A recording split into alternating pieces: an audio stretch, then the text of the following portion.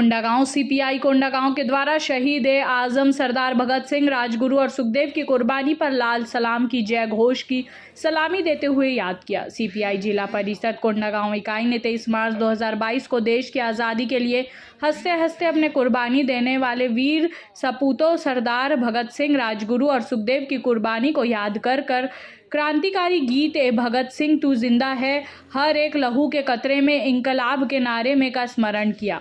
ज्ञात हो कि सीपीआई के कम्युनिस्टों ने विकास नगर कोंडागांव में शहीद सरदार भगत सिंह, राजगुरु और सुखदेव के छायाचित्र में माल्यार्पण कर देश को आज़ादी दिलाने हेतु दी गई कुर्बानी को याद किया।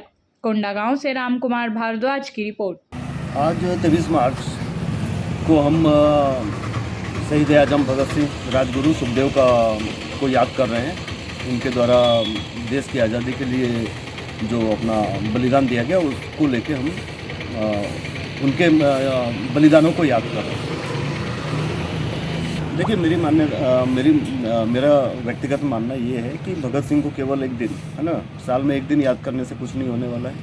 उनको सदा अपने दिल में बसा के उनके दिखाए मार्ग पे क्रांति लाना ही पड़ेगा, क्योंकि भगत सिंह ने आज़ादी के समय ही, जब वो जिंदा थे उसी समय उन्होंने बोला था कि ये जो आज़ादी जिस तर्ज पे मिलने वाली है वो सही मायने में आज़ादी नहीं है, केवल 10% लोगों को ही आज़ादी होगी, 90% को गुलामी करनी पड़ेगी, जो कि आज भी देखने को मिल रहा है।